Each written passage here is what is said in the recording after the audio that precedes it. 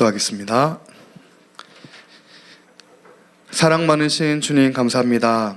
교만한 자를 낮추시고 겸손한 자를 겸손케 다시 세우시는 만군의 여호와 하나님, 오늘 우리가 하나님 앞에 그 겸손한 심령으로 나아가 주님만을 찬양하길 원합니다. 하나님, 우리의 교만한 마음을 꺾으시고 겸손한 마음을 주셔서 하나님, 오직 우리가 예수 그리스도만을 붙들고 겸손의 왕이신 예수 그리스도 앞으로 나아가 주님만을 하나님 붙들어 살게 되는 그 은혜 역사 있게 하여 주시옵소서.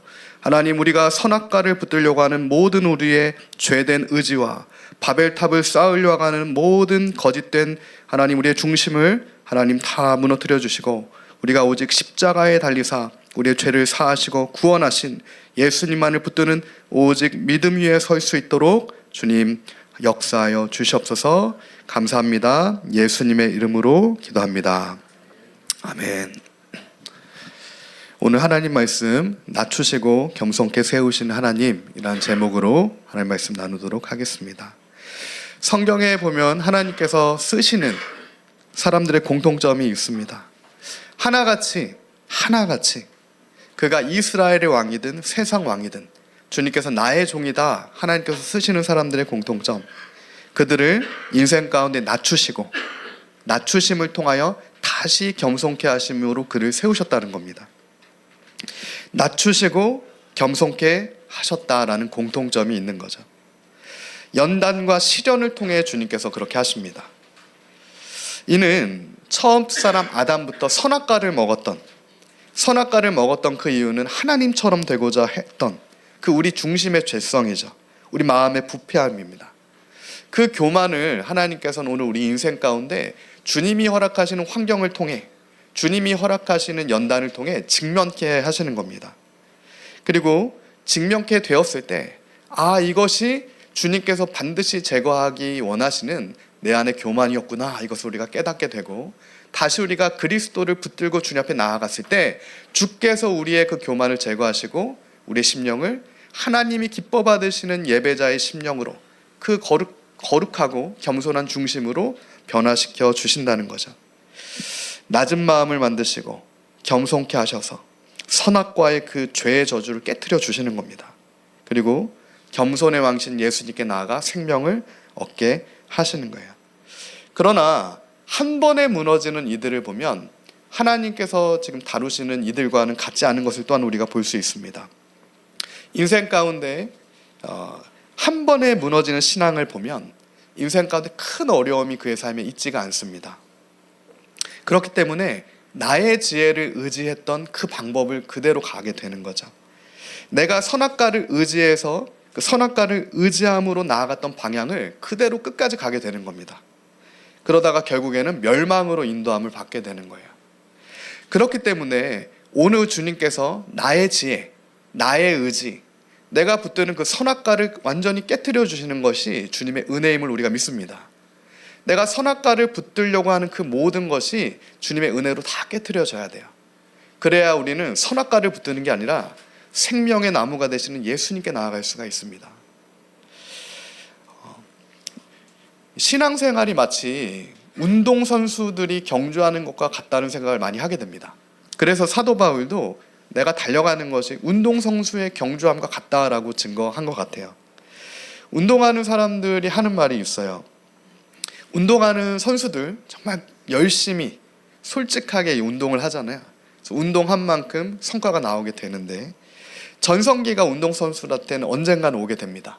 그 전성기가 빨리 오든 중간에 오든 아니면 마지막에 선수 때 못 오면 코치가 돼서 오든, 그 전성기가 운동선수의 삶 가운데 한 번은 온다는 거예요. 근데 특이하게 전성기가 빨리 오는 운동선수들이 있답니다. 전성기가 빨리 오는 거예요. 내가 준비한 것보다도 더 빨리 전성기를 맞게 되는 거죠. 여러 가지 이유가 있습니다. 환경이 좋았든 여러 가지 이렇게 때가 맞았든. 그런데 특이한 점은 모두가 공통점으로 전성기가 빨리 온 사람은 내리막길이 함께 빨리 온다라는 겁니다. 그러니까 전성기가 온 순간부터 더 확장되는 게 아니라 함께 내리막길이 같이 오게 된다는 거예요. 왜 그런가 보니까 이 이 사람들은 실패를 통해 배울 기회를 놓쳤다라는 겁니다. 그러니까 전성기가 오기까지 많은 실패, 많은 넘어짐을 통해 바로 서고 넘어졌다 다시 서는 그 겸손한 방법을 배웠어야 되는데 그것을 배우지 못했기 때문에 한 번 넘어지고 다시 못 일어나서 은퇴하는 경우가 수두룩하더라는 겁니다. 그래서 승승장구하다가 한 번 넘어져서 다시 재기하지 못하는 그런 신앙생활, 우리 주위에도 우리가 많이 보게 됩니다. 정말 믿음의 사람인 줄 알고 정말 신앙이 좋았는 줄 알았는데 마지막에 주님을 부인하고 주님이 없는 것 같다. 그리고 마지막에 처하는 사람도 있고요. 반대로 정말 주님과 상관없이 사는 사람인 줄 알았는데 마지막에 은혜로 말미암아 예수님을 주로 고백하고 은혜로 구원 얻는 또 사람을 보게 되는 거예요. 이 실패를 통해 배울 기회를 얻게 되는 이것이 오늘 우리의 삶 가운데 신앙에 있어서도 너무 중요합니다. 전성기를 빨리 맞는 건 하나도 중요하지 않아요. 주님이 우리에게 형통의 은혜를 주시는 것은 주님의 그 기한의 때 주십니다. 반드시 주님의 복과 은혜를 주시죠. 근데 주님의 복과 은혜를 우리가 받을 그릇으로 우리를 만드신 것인데 복과 은혜가 담기는 것보다 더 중요한 것이 우리의 중심, 우리의 마음이 주님 앞에 합당한 마음으로 만들어지는 겁니다. 우리의 그릇이 더 주님 앞에 순결한 그릇, 마음의 중심의 그릇이 온전한 그릇으로 빚어지는 거예요. 그래서 주님께서는 오늘 우리 삶 가운데 우리가 다시 넘어졌다가도 설 수 있도록 마치 다윗처럼 그 결정적인 죄를 범하고도 넘어졌다가 다시 주의 긍휼과 은혜를 붙들고 설 수 있도록 그렇게 우리의 삶을 인도해 주시는 겁니다. 그러한 연단과 환난과 시험과 여러 가지 어려움들, 재정의 어려움, 인간관계의 어려움, 감정의 어려움, 이성의 어려움, 심지어 오늘 느부갓네살은 정신의 어려움을 겪게 됩니다. 그러나 이 모든 것도 하나님의 허용하심 가운데 있는 것이고 하나님의 목적과 뜻이 있다라는 것을 오늘 우리에게 알려주시는 거예요.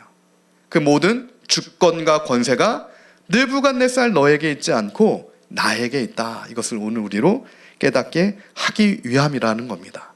오늘 우리가 혹 나의 지성과 감정과 나의 의지를 마치 선악과를 붙드는 것처럼 그렇게 붙들고 있다면 하나님께서 그 모든 우리의 거짓된 중심을 제거해 주시기를 소망합니다. 그래야 우리는 선악과를 붙드는 것은 하나님처럼 되고자 하는 거잖아요. 하나님처럼 되고자 하는 선악과를 붙드는 자리가 아니라 생명의 구원을 주시는 그 생명의 나무가 되시는 그 주님 안에 붙들리는 가지처럼 우리가 그렇게 주님 앞으로 나아가야 된다는 거죠. 나의 힘과 의지가 아니라 예수 그리스도의 십자가 은혜를 붙들어야 산다. 그것을 오늘 주님께서는 느부갓네살에게 알려주시는 것이고 느부갓네살을 통하여 또한 우리에게 분명하게 알려주고 계시는 겁니다. 선악과를 의지하지 않는 것이 진정한 겸손이다 라고 우리에게 말씀해 주시는 거예요. 느부갓네살을 통해 오늘 우리가 조금 더 하나님께서 우리에게 주신 말씀을 분명하게 보길 원합니다. 지난주에 살펴봤던 본문 3장은 느부갓네살 18년 차 BC 586년에 일어났던 사건입니다. 정말 느부갓네살의 전성기에 일어났던 사건이에요. 많은 나라들을 굴복시키고 이제 커다란 금신상 하나를 세워서 나의 영광이 온 천하에 펼쳐진다 그렇게 선언을 하게 되는 겁니다. 그래서 막 노래가 나오고 찬양이 나오고 음악이 나올 때 경배해라. 그 교만한 선언을 느부갓네살 18년 차 그 전성기 때 하게 되는 거예요. 3장에 이어지는 오늘 4장의 본문은 그로부터도 또 한 18년 정도 지난 시점입니다. 그러니까 어떻게 보면 느부갓네살이 18년 차에 가장 전성기를 맞고 그 전성기가 18년 정도 지금 유지된 거라고도 볼 수 있어요. 크게 어려움이 없는 겁니다. 그 사이에. 그러나 한 18년 정도가 흐르고 다시 한번 느부갓네살이 번민하게 되고 두렵게 되고 다시 한번 그가 다시 기초에서부터 중심에서 또 생각해야 되는 사건 하나를 하나님이 다시 그의 삶에 허락하시는 거죠. 그것이 무엇입니까? 느부갓네살의 두 번째 꿈입니다.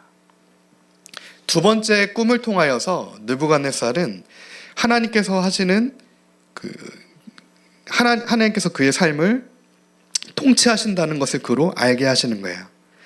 4절 말씀이죠. 내가 내 집에 편히 있으며 내 궁에서 평강할 때, 북한어 성경으로는 내가 형통할 때, 모든 것이 편안하고 좋다라고 했을 때 하나의 꿈을 꾸고 그로 말미암아 두렵게 되었고 번민하게 되었다. 꿈 하나를 통하여서 갑자기 그의 평안하던 마음이 두렵게 된 거예요. 갑자기 만족하고 샬롬을 선포했던 그 느부갓네살의 중심이 번민하게 되었다라고 증거하고 있습니다. 이해가 되시나요? 지금으로 치면은 세계 최강대국의 지도자, 누구보다도 돈이 많고, 그죠?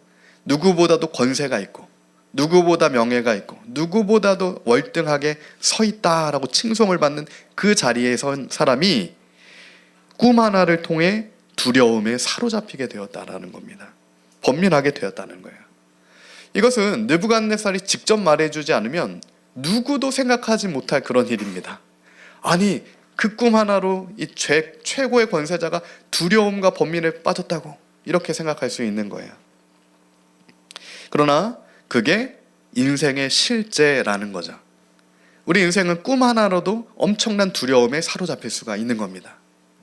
누군가는 크게 보이지 않는 그 일 하나로 엄청난 번민 가운데 사로잡힐 수가 있다라는 거예요. 느부갓네살이 지금 그런 겁니다. 그때 느부갓네살은 그 꿈을 해석하길 원해요. 이게 도대체 무슨 뜻인가? 다시 한번 이 꿈이 해석돼야 마치 첫 번째 꿈을 꾸고 그것이 해석되었던 것처럼 이 두 번째 꿈도 해석되길 원하는 겁니다. 다니엘이 결국엔 느부갓네살의 꿈을 해석해 줍니다. 오늘 본문에 보면 느부갓네살의 꿈은 다음과 같은 꿈이에요. 땅의 중앙에, 그러니까 땅의 중심, 가장 중앙에 나무가 하나가 있는 겁니다. 나무가. 근데 그 중앙에 있는 나무가 점점 자라나는 거예요. 때에 따라 점점 자라나겠죠. 그러다가 결국에는 그 나무가 하늘에 닿았다라고 표현합니다. 하늘에 닿았어요. 그리고 땅 끝에서도 그 나무가 보일 정도. 이 땅 끝에서도 하늘에 닿은 나무가 보인다는 것은 모든 사람이 지금 그 나무를 주목하여 보고 있다라는 얘기가 되는 거죠. 그만큼 큰 권세가 있다. 잎사귀는 아름답고 열매는 많고 그로 인해 만민을 먹이게 되고 육체를 가진 모든 것이 그 나무에서 먹을 것을 얻게 되고, 그러니까 진짜 어떻게 보면 인간이 생각했을 때 누릴 수 있는 최고의 형통, 최고의 인간이 얘기하는 그 최고의 복을 누리고 있는 그때 뭐라고 얘기합니까? 그때 하늘에서 한 순찰자가 내려와서 이르되 그 나무를 베고 가지를 자르고 그 안에 깃들어 있던 짐승과 새를 쫓아내라, 이렇게 얘기합니다. 그리고 그러나 그 뿌리, 그루터기는 그러나 남겨둬라. 그러니까 밑동을 자르는데 그루터기만 남겨놓고 다 잘라라, 이렇게 얘기하는 거죠, 순찰자가. 그리고 그 마음이 사람의 마음 같지 아니하고 짐승의 마음을 받아 7대는 7년이죠. 7년을 지내게 될 것이다. 지금 이렇게 꿈속에서 느부갓네살이 그 나무를 보았고 그 나무를 잘라내라라고 하는 순찰자의 목소리까지 들은 겁니다. 놀랍게도 느부갓네살이 지금 자신이 꾼 꿈을 어느 정도는 해석을 해요. 아예 감을 못 잡는 게 아닙니다. 이게 대략 이런 뜻이겠구나라고 감을 잡고 있어요. 뭐라고 얘기하는 겁니까? 이는 지극히 높으신 이가 사람의 나라를 다스리시며 자기의 뜻대로 그것을 누구에게든지 주시며 또 지극히 천한 자를 그 위에 세우시는 줄 사람들이 알게 하려 함이라. 그러니까 이것은 지극히 높으신 이가 모든 왕들, 모든 권세 있는 자들 통치하신다는 것을 알려주시는 꿈이다 정도까지는 느부갓네살도 알고 있는 거예요. 그러나 느부갓네살한테는 어느 정도의 지금 해석은 되지만 그 분명한 해석은 느부갓네살이 어려운 겁니다. 이 정확하고 분명한 해석, 하나님의 뜻을 온전히 아는 것은 성령 충만한 하나님의 사람들만 말씀을 통해 알 수 있는 거예요. 그래서 느부갓네살이 사람이기 때문에 일반 은총적으로 절대자가 있겠구나, 보이지 않는 어떤 손이 있겠구나, 어떤 운행하시는 분이 있겠구나 정도는 알지만 그분이 누구신지를 느부갓네살은 모르는 겁니다. 그러나 만군의 주 여호와가 누구신지를 다니엘은 아는 거예요. 그 다니엘처럼 하나님께서는 오늘 주님이 누구신지를 우리에게 알려주시는 겁니다. 우리 마음 가운데. 그래서 하나님을 아는, 주님의 말씀을 아는, 주님의 뜻을 아는 다니엘이 그 느부갓네살에게 정확하게 꿈을 더 해석해 주게 되는 거죠. 다니엘의 그 꿈에 대한 해석입니다. 그 나무는 왕이고 왕이 사람에게서 쫓겨나서 7년 동안 들짐승처럼 유리방황하게 됩니다. 그것을 다니엘이 정확하게 느부갓네살에게 일러주게 되는 거예요. 그리고 이어서 다니엘이 얘기합니다. 그때 지극히 25절과 26절 말씀인데, 그때 지극히 높으신 이가 사람의 나라를 다스리시며 자기 뜻대로 그것을 누구에게든지 주시는 줄 아시리이다. 그런즉 왕이여, 공의를 행함으로 죄를 사하고 가난한 자를 긍휼히 여김으로 죄악을 사하소서. 그리하면 왕의 평안함이 장구하리이다. 어떻게 보면은 그 7년의 어려움을 피할 수 있는 길까지 다니엘은 느부갓네살한테 제시해 줍니다. 사실 다니엘이 얘기했던 것은 첫 번째 꿈을 해석했던 것과 동일한 사실은 해석을 해주는 거예요. 만군의 여호와 하나님을 더 아셔야 됩니다. 왕께서는 왕에 의지하는 것을 다 제거하시고 그 여호와 하나님, 만군의 여호와 하나님, 사람의 나라를 다스리시는 진정한 왕, 그분의 통치를 아셔야 됩니다. 이것을 얘기해 준 거고요. 그러함으로 말미암아 겸손하게 공의를 행함으로 죄를 사하고 가난한 자를 긍휼히 여김으로 죄악을 사하셔서 왕의 평안함을 누리셔야 됩니다. 라고 다니엘이 다시 한번 느부갓네살에게 얘기를 하게 해줍니다. 그러나 우리가 우리의 인생을 돌아보아도 비추어봐도 압니다. 우리가 느부갓네살 왕과 같을 때에는 하나님의 말씀이 보이지가 않습니다.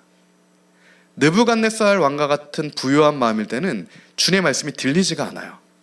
이것은 공통점입니다. 모든 사람의 공통점이에요. 한 명도 예외가 없습니다. 그래서 주님께서는 우리의 그 부패한 마음을 제하시고 새 마음을 다시 우리에게 주시는 거예요. 그 교만한 마음, 부패한 마음을 제거하시고 겸손한 새 마음을 주시는 겁니다. 느부갓네살이 12달이 지나게 돼요. 그러니까 그렇게 다니엘의 경고를 받고도 12달이 지난 겁니다. 그 상태가 그냥 쭉 유지가 되는 거예요. 우리가 다시 한번 생각해 봐야 할 것은 느부갓네살이 7년 동안 들짐승과 함께 되는 것과 12달이 흘러서 그 일이 일어나는 것. 성경은 숫자를 그냥 쓰지 않습니다. 이 7이라는 숫자는 성경의 게마트리아라는 숫자를 해석하는 방법에 있어서는 완전수죠. 그 12도 완전수입니다. 무슨 얘기입니까? 7이라고 하는 것은 완전한 징계를 나타내는 거예요. 느부갓네살이 하나님을 깨닫기까지 그 완전한 징계의 기간, 그것은 누구도 당길 수 없는 기간인 겁니다. 그 12달이라는 숫자는 뭡니까? 느부갓네살의 완전한 교만입니다. 하나님의 말씀을 분명히 알고도 그대로 사실은 유지됐던 그 12달의 기간, 그리고 이제는 7년의 완전한 심판이 그의 삶에 임하게 되는 거예요. 그때 오늘 4장 30절에 그 12달이 지난 그 시간에 느부갓네살이 뭐라고 선포합니까? 이 큰 바벨론은 내가 능력과 권세로 건설하여 나의 도성으로 삼고 이것으로 내 위엄의 영광을 나타낸 것이 아니냐. 이 말이 아직도 내 입에 있을 때 나라의 왕위가 내게서 떠났느니라. 이 큰 바벨론, 마치 하늘에 닿는 나무와 같은 이 바벨론은 내 능력 그리고 내 권세로 건설했다. 이것을 바벨론의 느부갓네살이 지금 선포한 거죠. 그리고 이것으로 내 도성으로 삼고 내 위엄과 영광을 이것으로 나타내었다. 그 교만을 주님 앞에 발했을 때 하나님께서는 느부갓네살의 총명과 하나님께서 주셨던 지혜와 권세와 이 모든 것을 7년 동안 다 빼앗아 가셨다라는 거예요.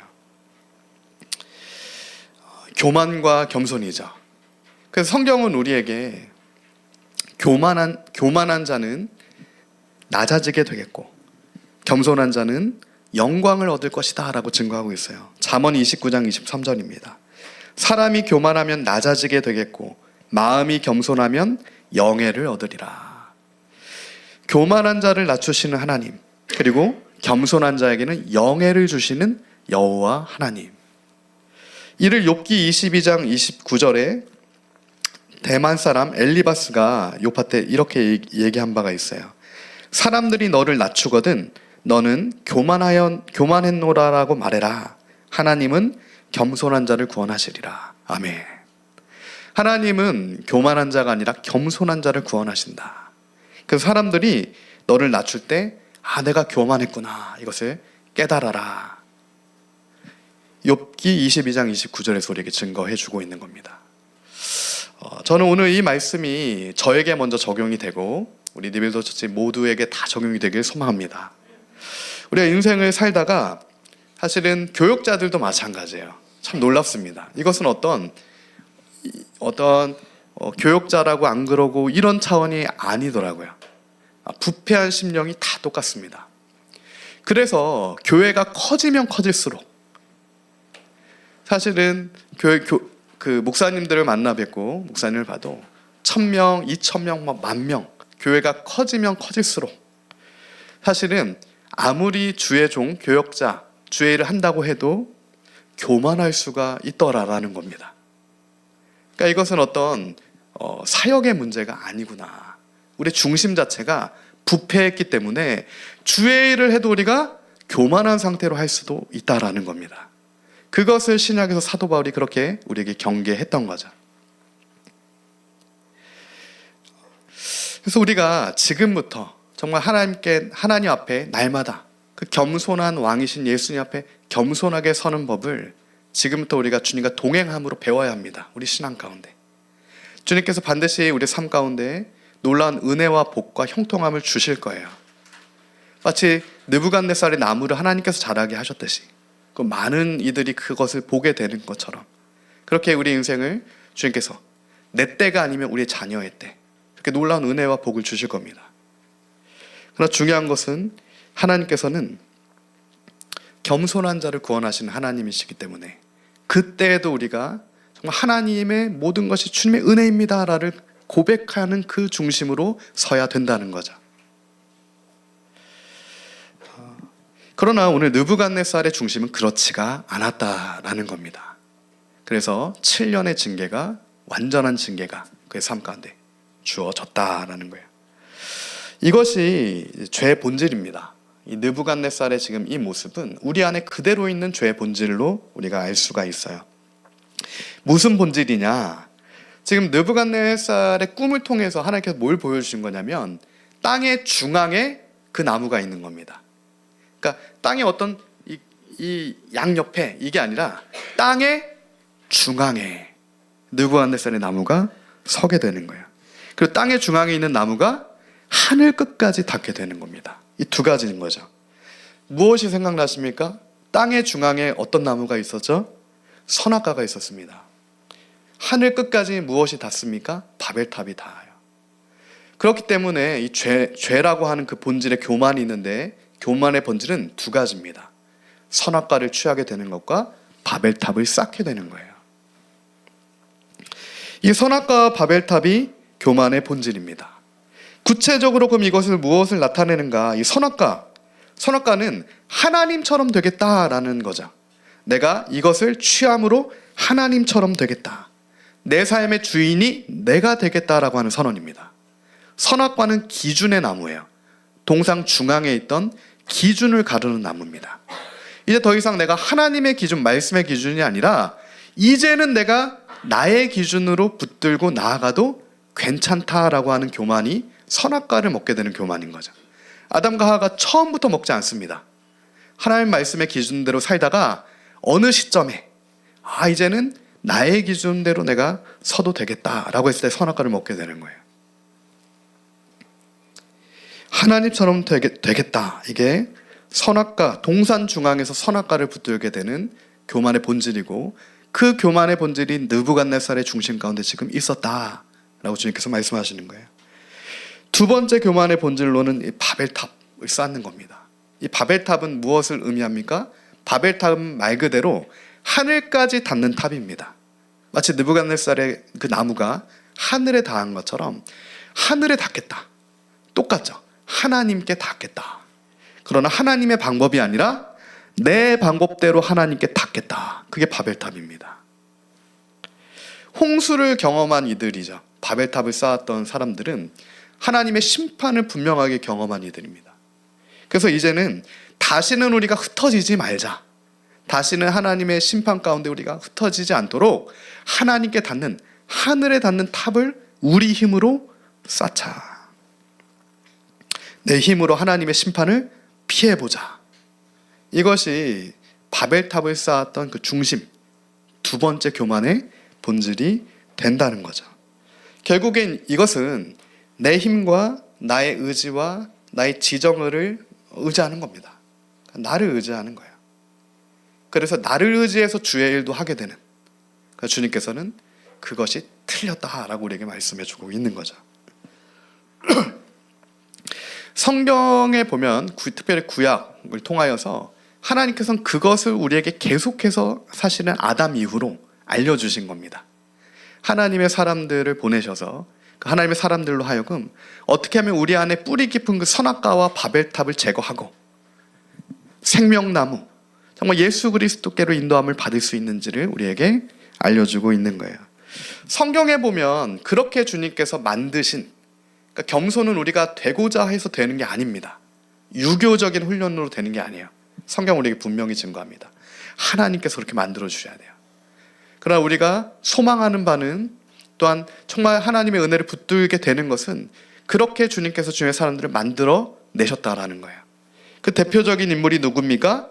그 마음이 겸손해서 구원을 얻는 자, 대표적인 하나님의 사람이 모세입니다.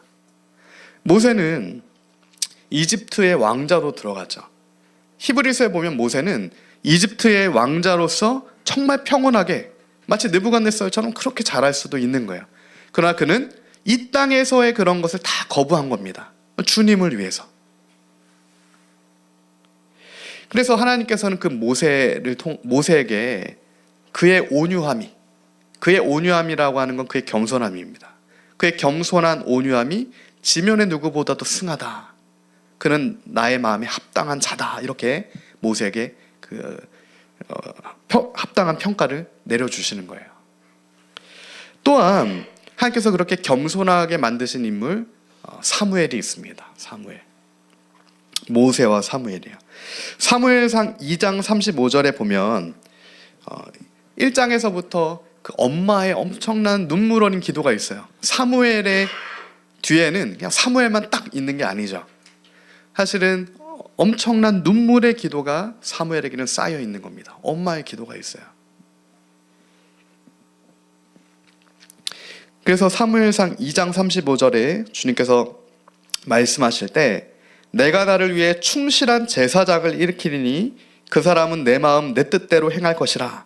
내가 그를 위해 견고한 집을 세우리니 그가 나의 기름 부음 받은 자 앞에서 명백히 행하리라. 이렇게 말씀하시는 거죠. 내가 나를 위하여 충실한 제사장을 일으키겠다. 그 사람은 내 마음 내 뜻대로 행할 것이다. 이 사람, 충실한 제사장, 그 두 사람을 중의적으로 나타냅니다. 첫 번째는 사무엘이에요. 사무엘. 엘리가 아니라, 엘리는 선악과를 먹고 바벨탑을 쌓았던 자기 신앙을 했던 사람입니다.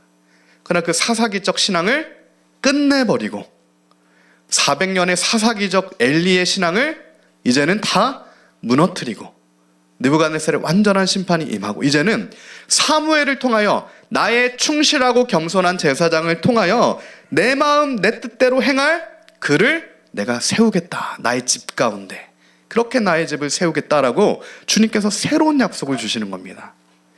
그리고 이 제사장, 이 완전한 대제사장, 흠이 없는 그 대제사장, 주님의 집을 세우시는 예수님을 나타내죠. 겸손한 하나님의 백성들을 통하여 또한 우리에게 그 대제사장 되시는 충성된 제사장 되시는 예수님을 바라보게 하시는 하나님의 섭리입니다. 그래서 우리가 또한 사무엘의 정말 그 겸손함과 사무엘의 충성됨을 통하여서 정말 오실 메시아 예수님에 대한 소망을 또 갖게 되고 주님을 바라보게 되는 거예요. 우리가 엘리와 같은 것이 아니라 사무엘과 같은 정말 주님을 의지하는 충성된 길에 우리 역시 그 겸손한 심령으로 서 있어야 되는구나, 이렇게 새로운 소망을 갖게 되는 겁니다. 저는 오늘 우리가 다 주의 은혜로 그렇게 되길 소망합니다. 이 시대 가운데 엘리의 목소리가 너무 많습니다. 이게 잘 되면 또 사람은 부패하기 때문에 또 그럴 수밖에 없는 것 같아요. 한국교회 지금만큼 잘 됐을 때가 없죠. 지금 핍박이 없습니다, 한국교회 가운데. 그러나 우리가 6.25 때만 생각해도, 1950년 때만 생각해도 그 공산당 정권에서 와서 예수 믿는 사람들을 먼저 다 잡아갔어요.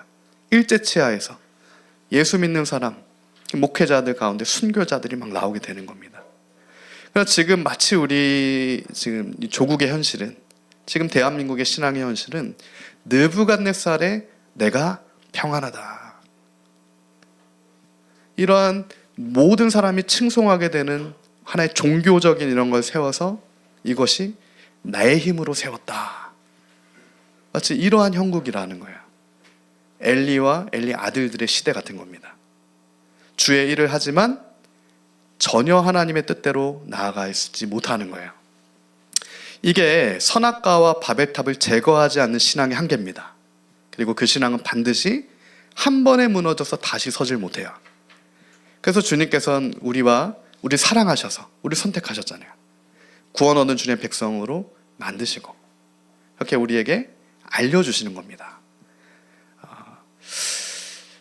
그 은혜가 오늘 저와 여러분에게 있는 줄 믿습니다.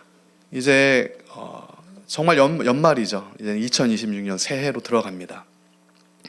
이때 정말 개인적으로도 소망하고 주님께 구하게 되는 것은 정말 우리의 부족함과 연약함을, 교만함을 더 깨닫게 하셔서 이게 빛 가운데 주님 앞에 드러나서 좀 다 이것을 제거해 주시고 우리를 새롭게 빚으셔서 나의 힘이 아니라, 나의 만족이 아니라 주의 뜻대로, 주의 은혜로 그렇게 서게 되는 은혜를 주옵소서, 그렇게 고백하게 됩니다. 그렇게 기도를 하게 돼요. 그렇게 기도를 하면서 또 나아갈 때 하나님께서 우리 각자에게 알려주시는 것이 있을 것이라고 믿습니다. 그래서 우리가 2025년과 이제 지나갈 해를 바라보면서 정말 막힌 관계들, 어떤 용서하지 못하는 관계들, 미움의 관계들, 어떤 애증의 관계, 이런 결박, 결국 이게 바벨탑과 선악과의 죄성입니다. 교만하기 때문에 사랑하지 못하는 거야. 이것들을 우리가 하나님 앞에 솔직하게 다 가지고 나가서 우리는 사랑하지 못하는 교만한 자입니다. 이것을 다 부셔뜨려 주시옵소서. 그리고 오직 주의 사랑과 긍휼을 부어주셔서 예수님의 그 십자가 사랑으로 낮은 자리에서 또 주님처럼 섬기는 자리에서 나아갈 수 있도록 우리를 다시 겸손케 하셔서 세워 주시옵소서. 그 고백이 저와 여러분의 고백이 되길 소망합니다. 그렇게 느부갓네살이 7년의 완전한 징계를 받고 하늘을 우러러 보게 됐을 때, 이 큰 성 바벨론이 나의 힘과 나의 뜻대로 세워진 게 아니었구나. 지금 느부갓네살은 성경학자들의 주석에 따르면 다 정신 이상에 걸리게 되는 겁니다. 그러니까 그 총명했던 그 바벨론을 세우려면 얼마나 총명했겠어요. 그 제왕의 학문을 공부하고 그 모든 권세와 전술을 가지고 100번 싸우면 100번 다 이겼던 그 지혜자 느부갓네살이 하루아침에 정신 이상자가 되는 거예요. 분별도 어려운 겁니다. 손톱 하나 자를 수가 없는 거죠. 들짐승과 다를 게 없는 그런 마음을 얻게 되어서 그때 7년째 그 완전한 심판 가운데 느부갓네살이 어느 날과 마찬가지로 눈을 들어 하늘을 바라봤겠죠. 하나님, 언제 주님 주의 은혜가 임하겠습니까? 그때 34절 말씀입니다. 그 기한이 참해. 느부갓네살이 하늘을 우러러 보았더니 내 총명이 다시 내게로 돌아온지라. 하나님이 정하신 그 심판과 환난과 연단과 징계 기간이 끝나서 느부갓네살이 다시 처음에 그에게 주셨던 은혜를 입게 됩니다. 총명이 다시 돌아오게 되는 거예요. 그때 느부갓네살의 고백이 바뀝니다. 그때는 이 바벨론이 내 힘으로, 내 권세로, 내 명예로 내가 이것을 세웠다라고 했던 그의 고백이 어떻게 바뀌게 됩니까? 34절 35절에 이에 내가 지극히 높으신 이에게 감사하며 영생하시는 이를 찬양하고 경배하였나니 그 권세는 영원한 권세요 그 나라는 대대에 이르리로다. 하늘의 왕을 찬양하리로다. 이것이 내 힘이 아니었고 하나님의 전적인 은혜였구나를 고백하는 입술로 그 시간을 통과하면서 바뀌게 되더라는 겁니다. 느부갓네살마저도. 느부갓네살은 이스라엘의 왕이 아니죠. 세상의 임금입니다. 그러나 그 세상의 임금마저도 하나님께서 그를 사용하시겠다라고 하면 그렇게 그의 심령을 변화시켜 주시는 겁니다. 그렇다면 오늘 우리에게 소망이 있습니다. 주님께서 오늘 우리의 심령을 바꾸어 주실 것이기 때문에 그래요. 변화시켜 주실 겁니다. 그 모든 느부갓네살과 같은 처한 어려움에서 우리를 끄집어내시고 구원해 주신다라는 거야. 주님의 그 기한이, 주님의 때가 차면. 그래서 우리는 그 약속을 믿고 끝까지 기도해야 됩니다. 우리 아내의 구원을 위해서, 우리 남편의 구원을 위해서, 지금은 주님을 떠나간 우리 자녀들의 그 구원을 위해서, 우리 부모, 형제, 친척이 정말 그 시간을 하나님이 그에게 허락하셔서라도 하나님만 붙드는 그 신앙으로 나아갈 수 있도록 그렇게 우리가 주님을 믿음으로 끝까지 기도해야 돼요. 그 겸손한 심령으로 기도해야 됩니다. 그때 우리는 지금 느부갓네살이 고백하는 것처럼 더 이상 내가 세운 나무, 내가 붙드는 그 선악과의 나무, 그리고 그 나무에서 떨어지는 내가 기대하는 열매, 내가 세운 나무와 내가 세운 열매를 붙들고 그 안에 깃들고자 모든 인생을 거는 그러한 인생이 아니라 나무 잘라지면 다 쫓겨나게 될 그런 교만한 인생 가운데 거하는 인생이 아니라 참 포도나무 되시는 유일한 생명의 나무, 구원의 나무 되시는 예수님께 붙들려지는 바 되는 그런 복된 인생으로 나아갈 수 있게 된다는 겁니다. 그게 끝으로 요한계시록 22장 2절의 말씀이에요. 제가 읽어드리겠습니다. 좌우에 생명나무가 있어 12가지 열매를 맺되 달마다 그 열매를 맺고 그 나무 잎사귀들은 만국을 치료하기 위해 있더라. 다시 저주가 없겠고 하나님과 그 어린 양의 보좌가 그 가운데 있으리니. 아멘. 하나님과 그 어린 양의 보좌가 선악과에 있는 게 아니라 생명나무가 있는 주님의 보좌로부터 물이 흐르고 주님의 보좌로부터 흐르는 물이 닿아서 거기서 나무에서 나오는 잎사귀가 만국을 치료하고 거기서 나오는 생명의 열매를 우리가 먹게 되고 그의 얼굴을 볼 터이요 그의 이름도 그들의 이마에 있으리라. 주님을 보게 되는 겁니다. 선악과가 아니라 생명나무에서 우리가 주님을 보게 되는 거야. 그렇기 때문에 오늘 우리가 선악과를 다 붙들려고 하는 교만한 마음을 다 주 앞에 가지고 나가서 주님, 우리가 더 이상 선악과 나의 기준을 붙드는 게 아니라 생명나무 대신 주님의 말씀을 붙들고 예수님만 붙들 수 있는 은혜를 더하여 주시옵소서. 그 기도로 나아가야 된다는 겁니다. 그때 만국을 치료하는 잎사귀의 열매, 생명나무의 열매의 잎사귀예요. 그것이 우리의 모든 문제를 해결해 주실 겁니다. 저는 믿습니다. 우리의 병마도 해결해 주실 거예요. 그 믿음으로 나아가면 의인의 기도는 간구하는 역사가 있다라고 약속하신 그 믿음대로 우리가 그 치료자 되시고 구원자 되시는 예수 앞에 나아가면 주님께서 우리를 마치 그 사마리아 여인처럼 회복시켜 주신다는 거죠. 넘어졌던 여인, 5번 넘어지는 5 남편이 있던 그 여인을 완전히 새롭게 겸손한 주의 자녀로 새롭게 세우시는 주님을 찬송하게 되는 거예요. 다시 밤이 없겠고 하나님이 그들에게 빛이심이라. 아멘. 다시 밤이 없고 어둠이 없습니다. 하나님께서 직접 빛이 되어주시기 때문에 이제는 다른 게 필요가 없어요. 하나님이 비춰주시는데 촛불이 필요하지 않은 겁니다. 그들이 세세토록 왕노릇 하리로다. 아멘. 마지막에 우리가 요한계시록 22장 말씀처럼 하나님께서 모세와 사무엘처럼 겸손하게 만드신 중심을 가진 자들은, 오직 예수를 붙들는 그 겸손한 중심을 가진 자들은 마지막에 주님과 함께 세세토록 왕노릇하게 되는, 생명의 면류관을 얻게 되는 그 약속이 있음을 우리가 믿습니다. 그 약속을 믿고 오늘도 우리가 2025년을 마무리하며 2026년으로 나아가는 이 시점에 정말 우리가 나의 뜻과 기준을 아니라 정말 주님의 뜻과 기준을 붙들며 나아가는 그런 다시 세워지는 은혜가 있는 저와 여러분 되기를 소망합니다. 선포된 말씀 붙들고 이 시간 기도하며 나아가겠습니다.